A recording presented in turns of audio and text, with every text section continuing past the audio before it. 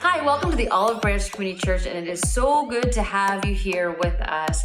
And today, Pastor Ken continues our series called Fans and Followers, and it's been such a good series, and I know today's message is not going to be any different. And so just want to point out something. We are going to be starting up our prayer and worship nights again. Once a month on a Wednesday, we are going to have time of prayer and worshiping God. And so we hope that you'll join us. Get the details at our announcement time. But right now, let's spend some time worshiping Him. God is amazing. And honestly, He carries us through more than we can ever imagine. So let's spend some time worshiping Him because He's just the greatest.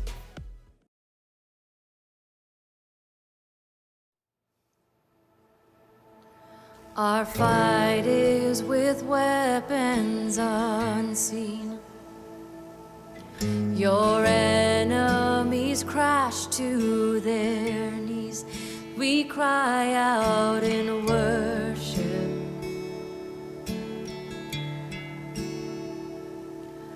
When trials unleash like a flood,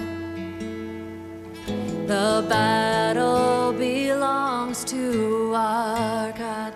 We cry out in worship.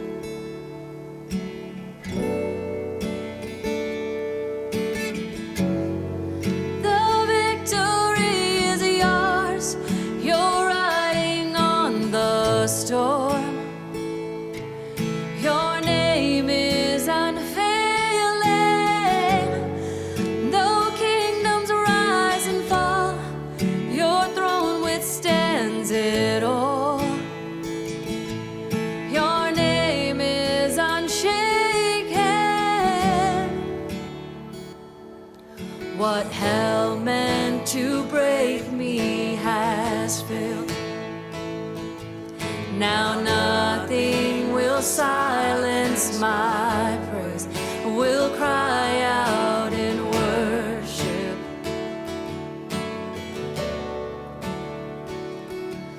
The walls of the prison will shake. The chain-breaking King will rise to save. As we cry out in worship.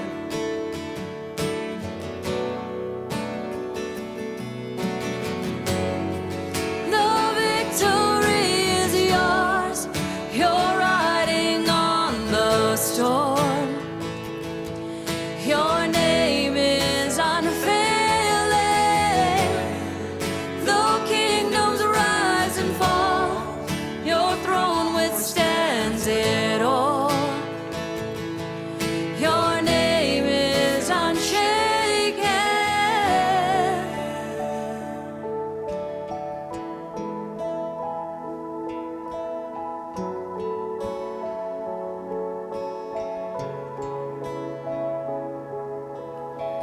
You roar like thunder, nothing can tame a God all powerful, all powerful. We pull down heaven with shouts of praise, a God all powerful, all powerful. You roar like thunder, nothing can tame a God all powerful, all powerful. We pull down heaven with shouts of praise, a God all powerful.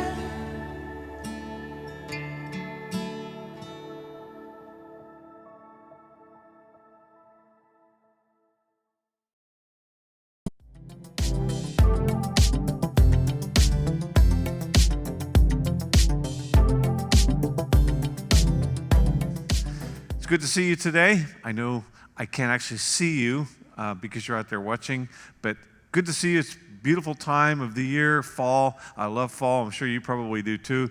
And we are solidly into fall with all the colors and so on. So it's just a beautiful, beautiful time. And we just had a beautiful time in worship, remembering that God is the one who rules all of history, rules the world, and He's in charge of everything. So we are safe.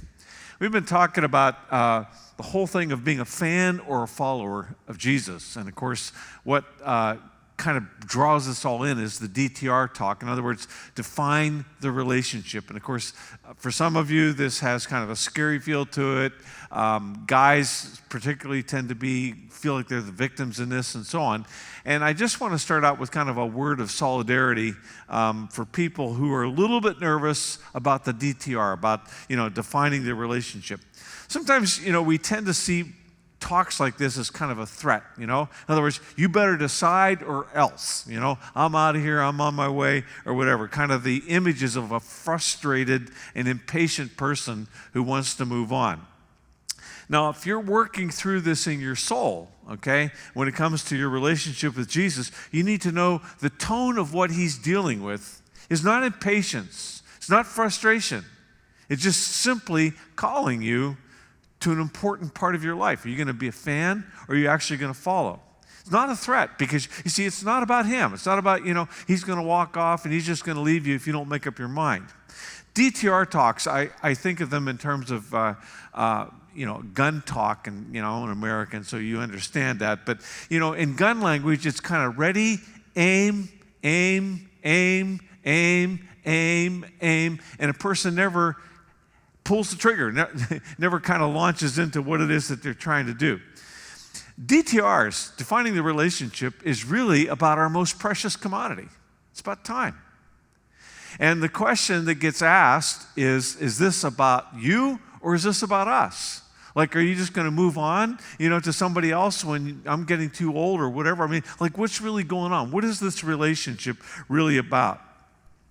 And it's basically about moving people from, especially in our relationship with Jesus, I really, really, really like you. I think a lot of you, to I love you and I'm committed to you. Now, Jesus' bottom line, in every DTR conversation, we're going to be talking about those quite at length today, is that He loves you and He wants a personal relationship with you. And I can guarantee you that He is the only one in your life who was tortured to death to have a relationship with you as an act of love on your behalf. And even though it makes Him seem vulnerable, and for some people even a little bit weak, it's like He has His arms outstretched to every person who will receive Him and receive the relationship, and He keeps them open to everyone who will say, I need you and I want you in my life. But we have to say that, and we have to follow Him. Now, Jesus, in every conversation like this, is clear. Sometimes people get confused in the middle of a conversation and it hurt and all this stuff. But Jesus is authentic, and He's clear, and He's honest. And He's clear about the fact that our relationship with Him is not about candlelight dinners, and it's not about nice cards. It's not about cuddling on cold nights. This is a daily thing where He walks with you, and He forgives you, and He helps you, and He gives you strength, and He changes you over time. Maybe the best way to put this is with this words. Jesus will make your life better, and He will make you better at life. That's why He wants you to follow Him, so that He can change your life. I'll tell you what the biggest obstacle to all of that is. It's self. And I've kind of typified it like this, like we all have a place where we want to go, we want to be home, we need to be home, and so on, and we're kind of puzzled, but self is in the way. Self is keeping us from where we want to be. And that's why Jesus says, like, if you want to follow me, you've got to deny yourself. Like, you've got to move the log, get the log out of your eye, get the log out of your life, and move forward. Now, the first DTR talk that Jesus has, and this isn't surprising, is in the story of Nicodemus. And one sentence from his talk has become what is probably the best one-sentence summary of Jesus' mission more so than any other sentence in the Bible. It's part of a private conversation, and it's initiated by Nick. I call it Nick at night. And it's a strange time to meet because, typically back in that culture, because of the fact that there was no electricity and because of the fact that oil was expensive and so on, people didn't typically meet at night, but Nick did. And when you read on in this story, you find out why. Let me start out reading. There's a man named Nicodemus, a Jewish religious leader who was a Pharisee. Tells you why he came at night. After dark one evening, he came to speak with Jesus. Rabbi, he said, we all know that God has sent you to teach us. Your miraculous signs are evidence that God is with you. Now, Nicodemus was powerful. We find out later that he was a member of the Sanhedrin, which is basically a 72-member ruling body of the Jewish people back in Israel. And it wasn't just, it was for the religion, and it was also for legal matters and so on. So they ran this. These people were respected. They were respected by Rome. They were respected by the governor, Pontius Pilate. And they worked under the supervision of Rome. But you didn't mess with these guys because they had power. And it's clear from Nick's opening words that he's a big fan of Jesus. He says, I know God sent you. I've seen the miraculous signs that you've done. He believes that these are from God, and he believes that Jesus is from God. And in that conversation, though, Jesus pretty much kind of destroys everything that Nick believed in at that point. Because Nick, you see, is at the top of the religious and basically the legal and ruling food chain of that day. And Jesus basically says to Nick, you got to be born again.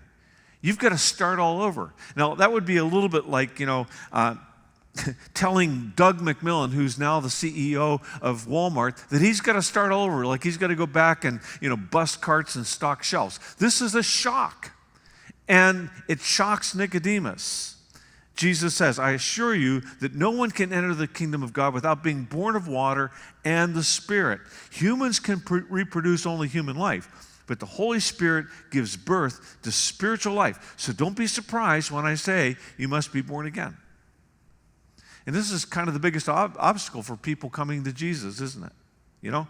And Jesus' message to all the religious people back in that day, which is what got him in trouble, is you're going the wrong way. God is not interested in rituals. God is not interested in performance. And what he was basically saying to Nicodemus is, Nick, you got to lose your religion if you're going to follow me.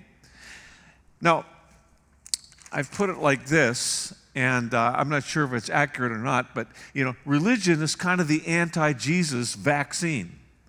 Because, religion makes you feel good about yourself. Religion makes you think, I've attained a lot. Look at me. I know the Bible. I know all these different things, which is how they felt back then. But what it basically did was inoculate them against the real thing, which was the relationship with Jesus. And Jesus is basically saying to Nicodemus, he says, the only thing that actually change you, the only thing that actually make you fit for the kingdom of God is a power of the Holy Spirit working within you, creating you all over again, making you a new person. Born again is an interesting word. People use it a lot. Jimmy Carter was born again. Lots of people talk about being born again and so on. Born again would be like typewriters. What happened to typewriters, when, computers and pen printers came in. Some of you may remember that. Most of you probably don't, Some of you have some of these in your home. Some of you don't even know what they are. This is a VCR, VHS tape, okay? And there's a whole system committed to these blockbusters. Well, this is what happened to blockbusters. This is what happened to VHS tapes, when first of all, when the DVD came, and then Netflix. People don't use this stuff anymore. So when you follow Jesus, when you choose to follow Jesus, that means that all the other stuff, all the other implements, you have to kind of lose your religion if that's where you are.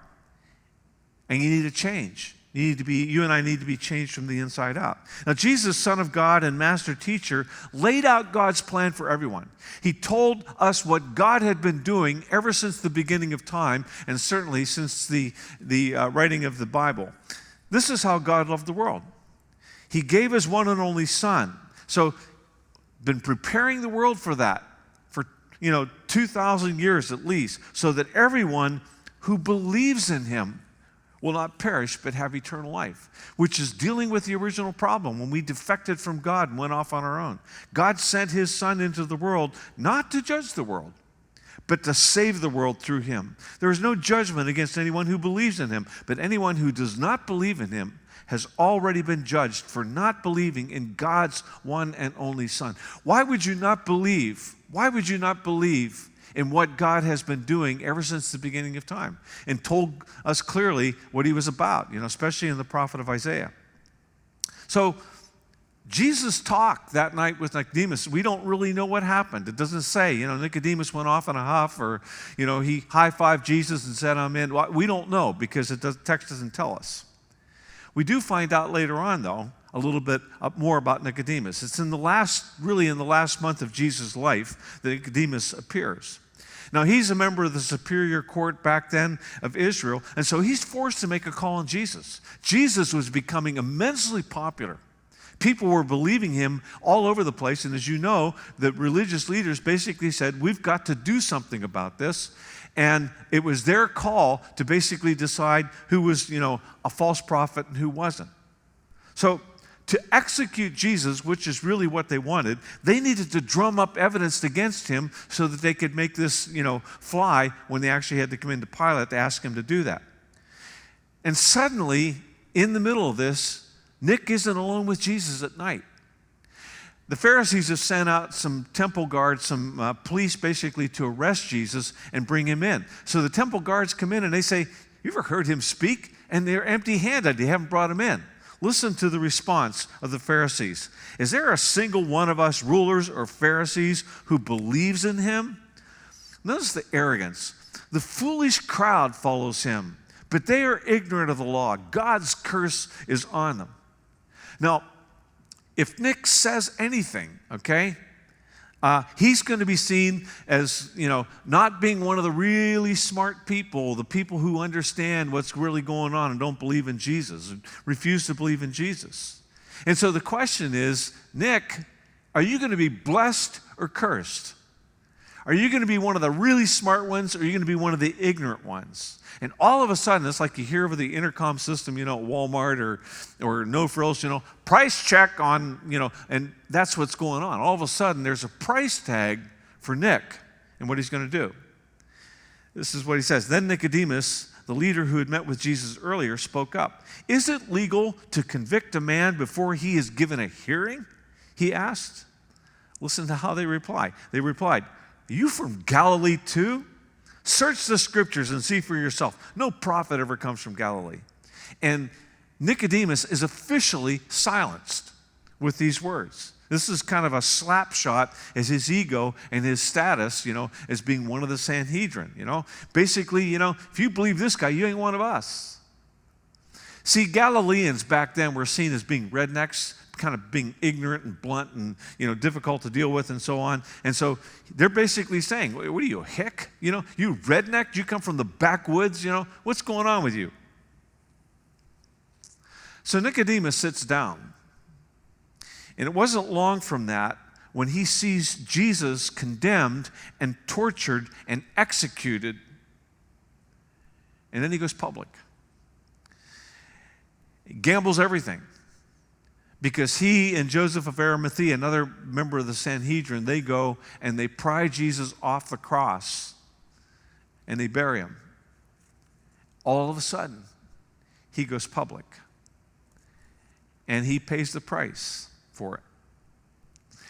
The problem for him was that to follow Jesus, he had to deny himself. In other words, he had to deny himself all the prestige and all the money, of being a high-ranking official. And he had to identify with a scandal, with a cross. And people in our culture do admire Jesus. I mean, we love you, Jesus. Yes, we do. We really like you. But they admire him from afar, with afar being kind of the major word.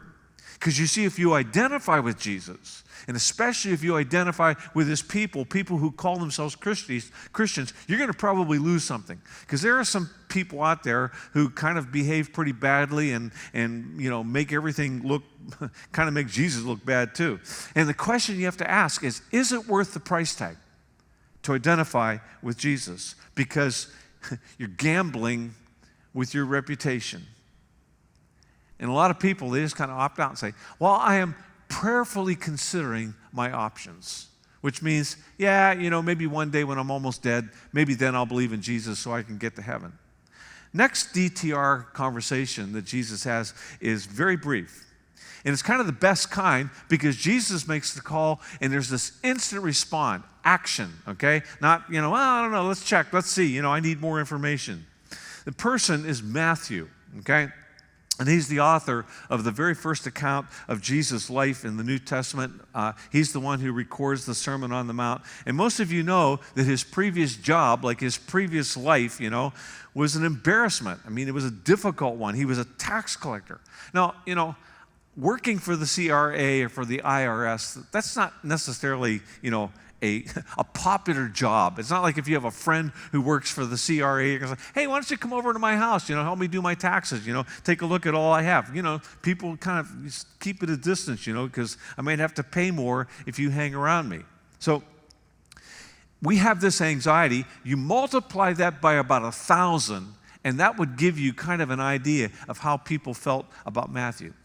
Now, let me just tell you a little bit about this. Tax collectors like Matthew had to actually buy the job from the Romans, okay? So they would make a bid on what they could get from the people, and then, of course, that included what they were going to keep for themselves and so on. So, and this was enforced by Rome. This was enforced by Rome and by Roman soldiers. Back then, if you didn't pay your taxes, you didn't get a letter in the mail. You didn't get a phone call from the CRA or the IRS, man. You got a visit. And this was with Roman soldiers, and if you didn't pay up, they could sell your house, they could sell off your kids, they could do anything they wanted.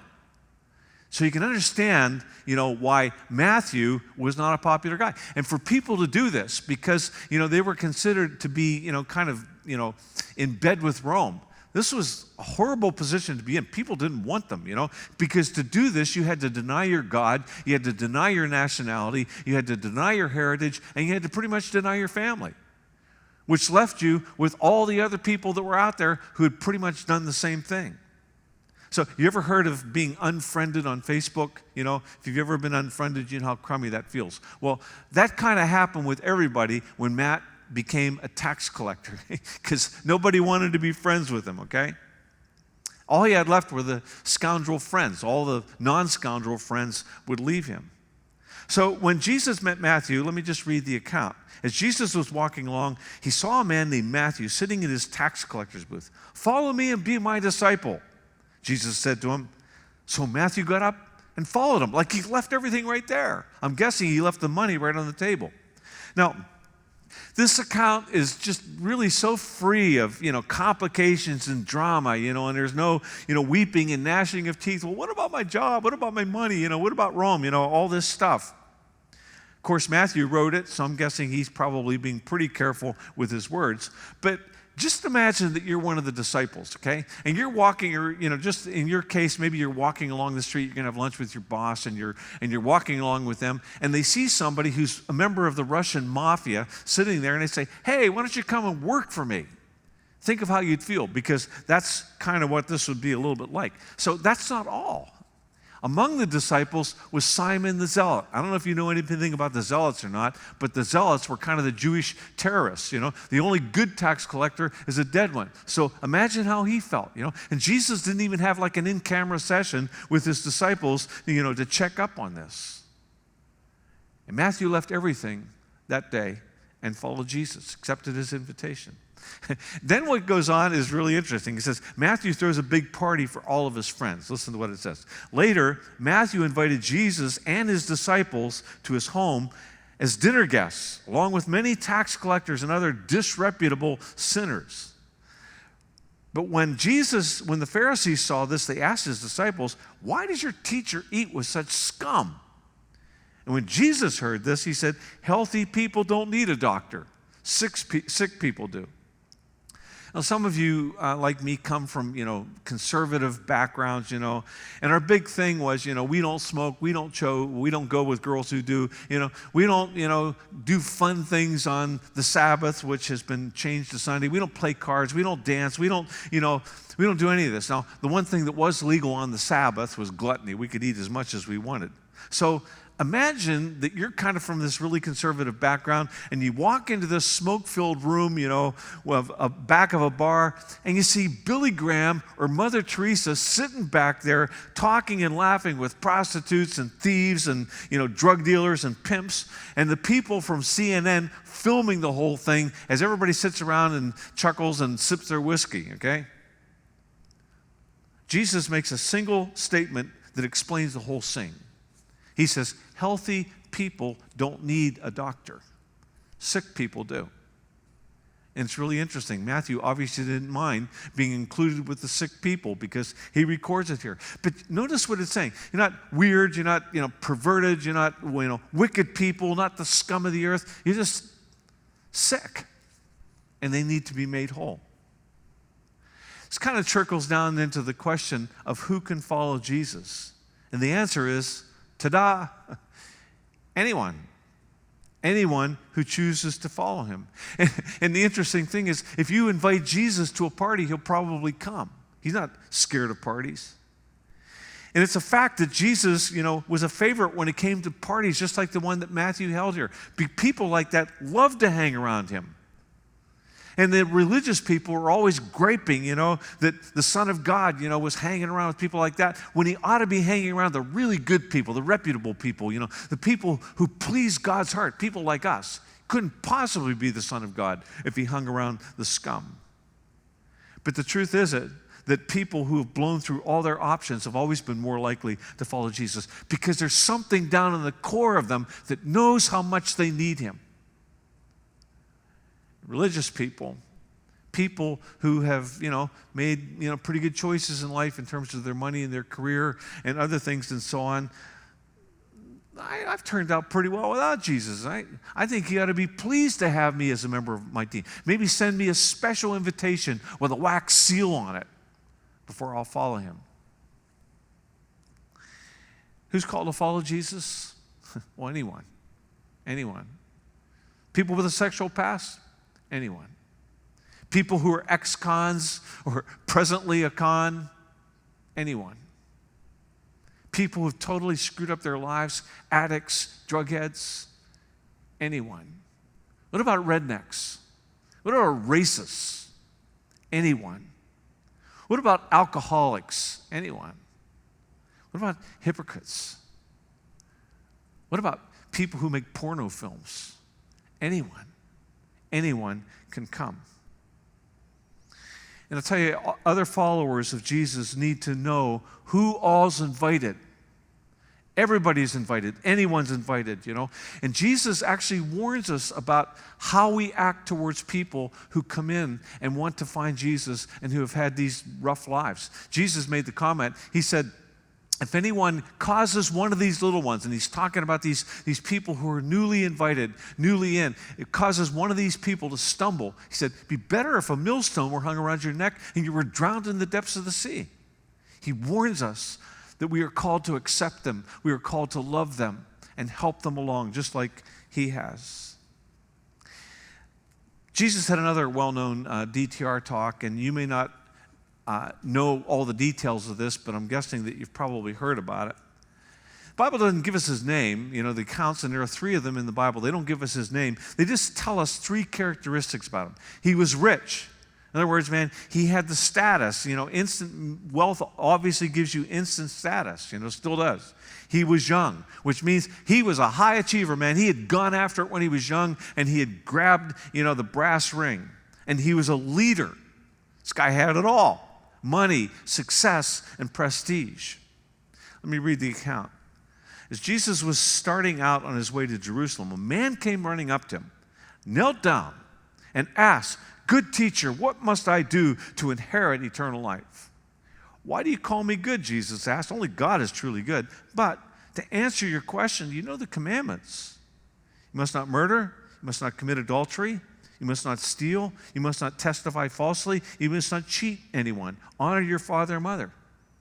This guy says, basically, if you look up my picture, in the commandments, it has me there. I've done all these. "Teacher," the man replied, "I've obeyed all these commandments since I was young." Looking at the man, Jesus felt genuine love for him. "There's still one thing you haven't done. he told him, "Go and sell all your possessions and give the money to the poor, and you will have treasure in heaven. And then come and follow me." And at this, the man's face fell. He went away sad, for he had many possessions. Now, this guy seems sincere, you know. Now, how many of you think that maybe Jesus was a little bit too hard on him? You know, like he's expecting this guy to kind of be the spiritual, version of Bear Grylls or, a Navy SEAL or something like that, that like he's going to be the attainer and he's going to all of a sudden give up all of his stuff. Now, the truth is about this guy, he had found the path that everybody in North America pretty much and most of the world is looking for. You think about it, rich, okay, check, and he's a leader, check, he's got some power, and, he's well-known, check, he's young too, which is great, and probably, he was, probably Bachelor of the Year back then. And the interesting thing about him is that he apparently has a center line down his highway. A lot of times you see somebody who has it all, and you think, yeah, well, they probably, sold their soul to get it. Well, this guy didn't. He said, "I've been keeping the commandments, all of them, ever since I was young," which may explain why he was doing well.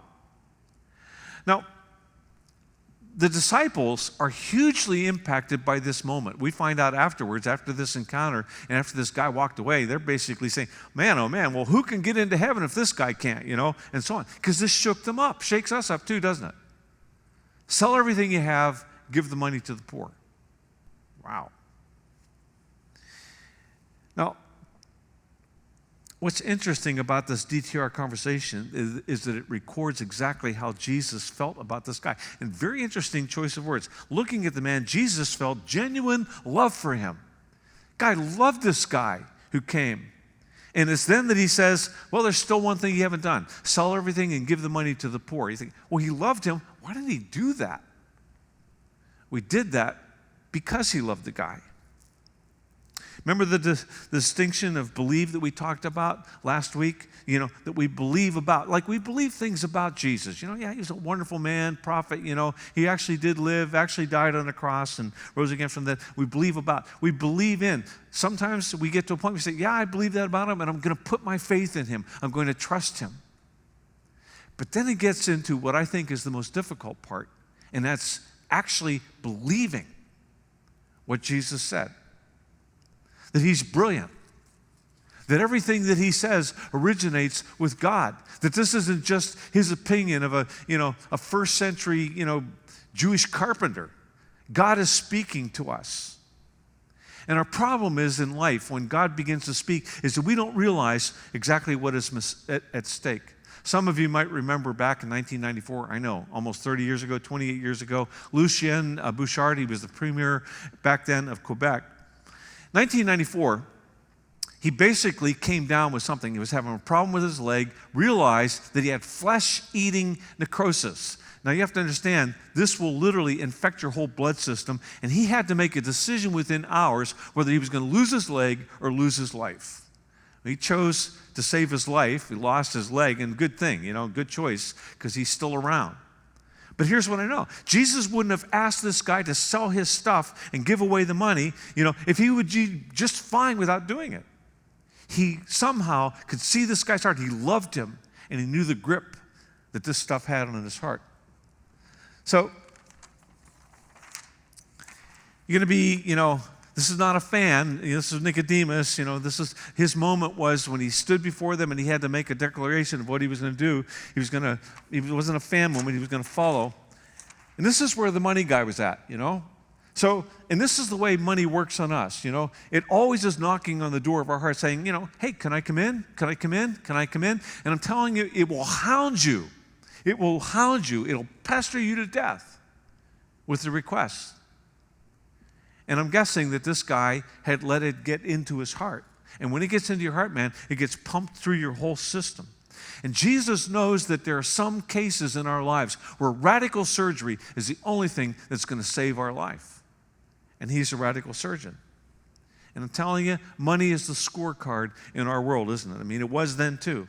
Making money, the scorecard on your worth and on your mission and on your life and on your heart, it's deadly. It's deadly spiritually. It's like soul eating, necrosis. And it's deadly, because the world says it's number one. And it's always making a play for your attention. And Jesus is very clear. You let this stuff be God in your life, and you're in essence ruling out the God of the universe. You've got to decide. You've got to decide what you're going to do. Let's get specific about this struggle, okay? Jesus makes the comment here. He says, kind of get the treasure out of your house and send it to heaven. Then your treasure will be in heaven. And I'm telling you, that phrase has almost no meaning in our world system today. And yet Jesus talked about it a lot. I mean, treasure on earth. We all know what that means, right? And it's clear, it's measurable, and it's prestigious, and we're told it'll, give you everything you want. Great food, great goals, and nice stuff and security, nice cars, lots of stuff. And compared to treasure in heaven, well, what is that? What is treasure in heaven? Why would I trade something that's so much fun here for heaven, pie in the sky and the by and by? And yet, Jesus is basically saying this is about your ultimate place where you're going to be living, where you're going to be. Now, I don't know what happened with this guy. He kind of disappears without a trace, I wonder if maybe when he saw Jesus executed and saw his followers get chased down and executed or persecuted, I wonder if he thought to himself, wow, man, dodged the bullet on that one, I wonder if he just became a richer, older leader, too set in his ways to change. We basically traded his soul for more stuff. Did he ever regret walking out on the Son of God, like turning his back on him from the opportunity to follow God when he showed up on this planet? Did he even realize what he'd done? I don't know. We aren't told. As you know, Jesus had a lot of these define the relationship conversations and so on with individuals, and he had some with crowds. And the one I want to talk about in closing is the one that he had with the crowd, and it's important because you see in this crowd, I'm in this crowd, and so are you. And he's having this conversation with us. Let me set it up, okay?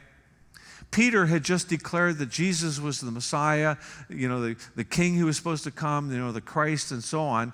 And then Jesus turned around and he defined what that meant, that he was going to be rejected, he was going to be tortured, and he was going to be nailed to a cross, and then 3 days later he was going to rise again from the dead. These guys are all shaking their heads because they don't fully understand what's going on. And then he said to the crowd, the passage says here, that aka everyone, that includes me and you, if any of you wants to be my follower, you must give up your own way, take up your cross daily, and follow me. If you try to hang on to your life, you will lose it. But if you give up your life for my sake, you will save it. And what if you benefit if you gain the whole world, but you yourself are lost or destroyed? Remember the road I showed you? The big obstacle on the road is self. It's this big log that you're not going to move. You're not going to be able to go forward until you move it. That's what Jesus is basically talking about here. And it's a little bit scary because, we're thinking, we'd like Jesus to say, follow me and I'll fulfill all of your dreams and you'll be wealthy and you'll be healthy and you'll die at the age of 93, with a smile on your face. Well, that's not what he says. First thing he says is, give up yourself, deny yourself, give up your own way. And by definition, that's what it means to follow Jesus. Maybe that's the biggest obstacle to Westerners, isn't it? We want to go our own way. We sing songs like "Don't Fence Me In," And we have to decide, will you comply or will you defy? That's kind of the way it has to be, because we have all these things. Don't fence me in, Give me liberty or give me death. Have it your way. I did it my way, We like to be independently wealthy. We don't want anybody telling us what to do, including God. And yet, if you're going to follow God, if he's going to change your life, the real question is, doesn't Jesus have the right to lead? Doesn't his name, Christ, King, God's anointed king, mean that? Kings rule. Why wouldn't he have the right to rule over your life and mine? See, following Jesus is not about having this nice little religious compartment down in your life where, Jesus kind of, oversees the Bible reading and oversees, this place where you're able to then keep your pride and do your own thing. No, he wants your whole life. And it's your money, it's your relational world, it's your influence, it's your sexuality, it's how you treat people. So why would you do that? Why would you do that? Why would I do that? It's because bringing Jesus into any area of your life is bringing the kingdom there, where there's health and where there's life. He makes it whole when it's diseased. So he is the king, so why wouldn't we let him be king? I'm always a little bit shocked, People say that they want to go to heaven, but they don't want Jesus running. I don't want Jesus running my life now. Well, he runs heaven. Why would you want to go there if you don't want him to live, to rule your life here and follow him here? The next sentence is even scarier. Take up your cross daily and follow me. They have to understand, back in that culture, the cross wasn't, nice little gold thing on the top of steeples, and something that people wore around their neck and so on. That wasn't what it was. Back then, a cross sent shockwaves through people because most of them had seen one. And it was like your worst nightmare. It was the smell of death. It was the smell of excrement. It was blood. It was somebody basically helpless, suffering, and dying, sometimes not just over hours, but over days. It was a horrible place. No one wore a cross and said, look at what I've got around my neck. Nobody did that. What it means to take up your cross is it means that, it could be a rough road. Following Jesus is not always easy. He compared it to a narrow path as opposed to the broad path. Sometimes it means that you have friends that are going to keep you at a distance. Sometimes it means you have people who are going to slander you behind your back when you've done nothing.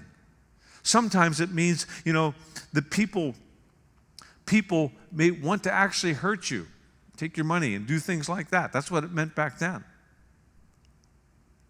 And the question is, is the price tag going to scare you? Because there really is a price tag for anything, isn't there? Everything has a price tag on it, whether it's being a good parent, whether it's being a good employee, whether it's saving money. Everything has a price tag. It's just a matter the issue is whether or not the price tag is going to scare you away from doing what you will ultimately be glad that you did. Final phrase is perhaps the most misunderstood. To follow Jesus is to give up your life for him, to give up your life for him. We think, oh no, I don't want to die. Well, that's not necessarily what it's talking about. You have to think of this in the context of what Jesus said. You try to save your own life. You try to save your skin. You make your life about yourself and make your life about preserving things, and, kind of staying on the shelf where you're safe. He said, you'll lose it. Jesus calls us to invest our lives. We talked about that last week. Not hoard them, not run away from everything that looks like it might have a price tag. We are called to invest our lives in what he's up to, which is saving and redeeming the world and making things right and making things just and bringing change. We live out our lives to follow Jesus. That's what followers do. I want to help you think maybe a little bit more clearly about what Jesus is saying here. And it's from the perspective of something else that you know a lot about, okay? And, it's people in your life that you care about deeply, whether it's your significant other or whether it's your career and the people that you work with or it's your kids. So let's choose kids because I think that involves pretty much everything we've talked about. So if I were to ask you to raise your hands, how many of you have ever denied yourself to parent your kids? I'm guessing pretty much every hand would go up, because you set aside money. You set aside time, At times you set aside sleep and self-care and convenience, to do what parents do, You plan your life around your kids. You spend money that you really can't afford. You suffer some pain, especially if you're a mom. You certainly have suffered some pain. You take time and effort. You did things that you hated to do, to parent your kids. And some of you are still doing that, like changing diapers, like cleaning up vomit, like, having embarrassing talks with school teachers. There's lots of things that are tough when you're a parent that you do them anyways because good parents do. And you took up your cross, You went without. You kind of nailed down what could be a slippery schedule so that you could do what you were supposed to do. Some of you, as parents, you know what it's like to cry yourself to sleep at night.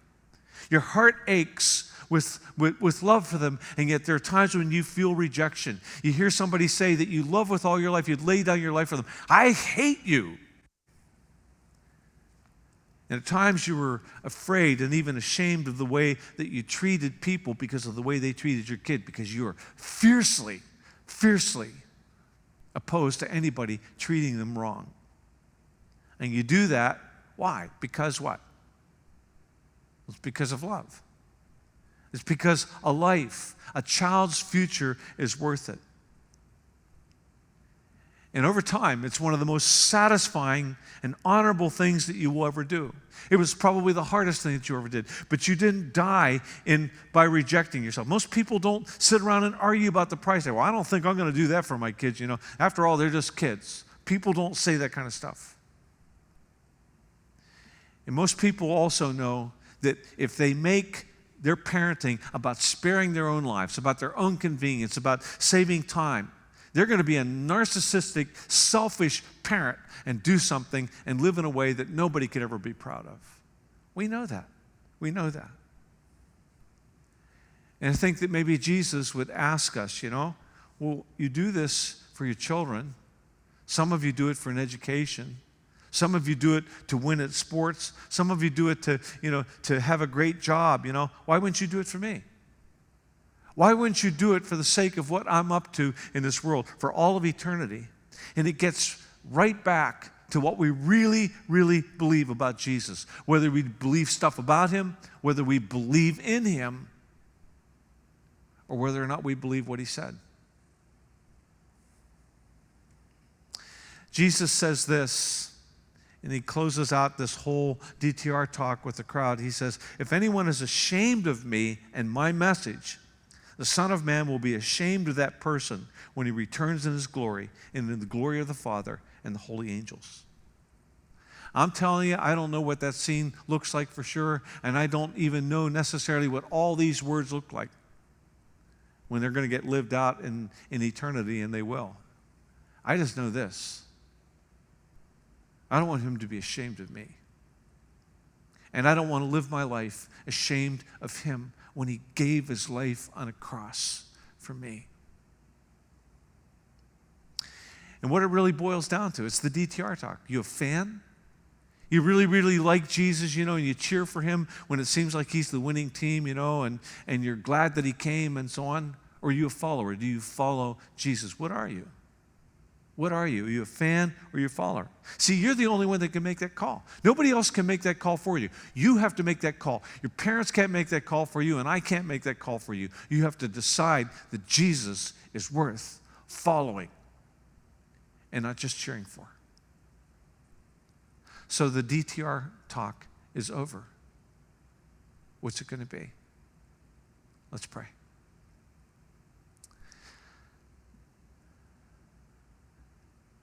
Jesus, to follow you like you asked us to takes courage. It also takes understanding, and some of us need to just understand more what that implies and what it means. We need to know better what you did for this world and how accurate it is. I think you understand that. But I pray that you will give us the courage to make the call, to stand up when we need to stand up, to say no when we need to say no. And to be clear, I am a follower of Jesus, not a fan. Amen. We're going to spend some time just contemplating in worship, and then when we come back, I'll send you out.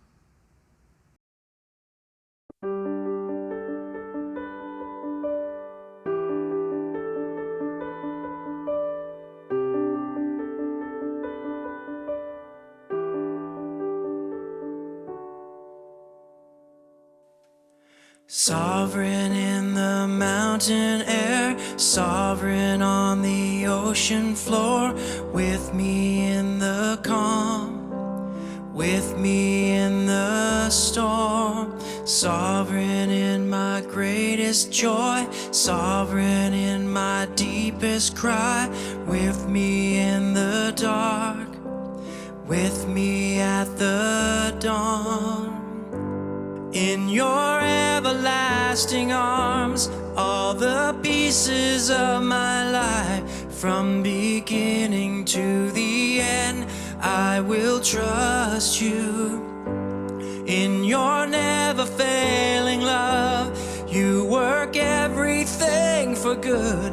God, whatever comes my way, I will trust you. Sovereign in the mountain air, sovereign on the ocean floor, with me in the calm, with me in the storm.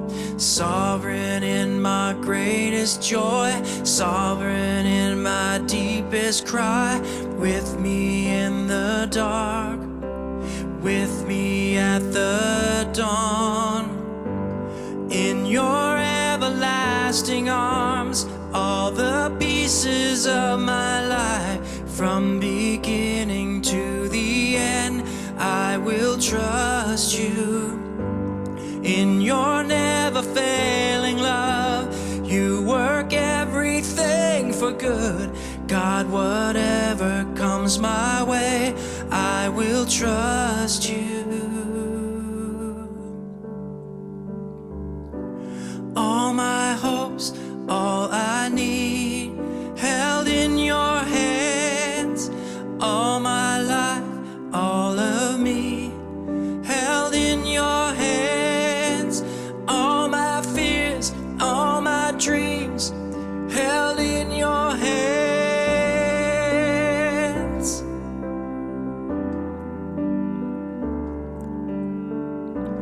All my hopes, all I need, held in your hands.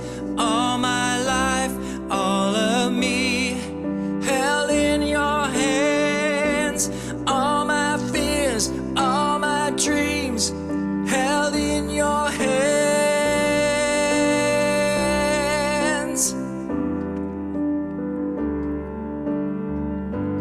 In your everlasting arms, all the pieces of my life, from beginning to the end, I will trust you. In your never failing love, you work everything for good. God, whatever comes my way, I will trust you. God, whatever comes my way, I can trust you. God, whatever comes my way, I will trust you.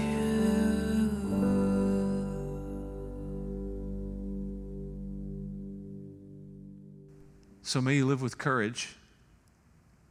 May Jesus give you the power of the Spirit, like he promised to Nicodemus, to make him a new person, born all over again. Everything changed. May he give you the courage to stand up when you need to stand up and be counted. May he help you to be able to walk away from the stuff that our world system says is the most valuable thing out there. And may we understand what it means to simply set ourselves aside for what is most important in life and eternity. Amen.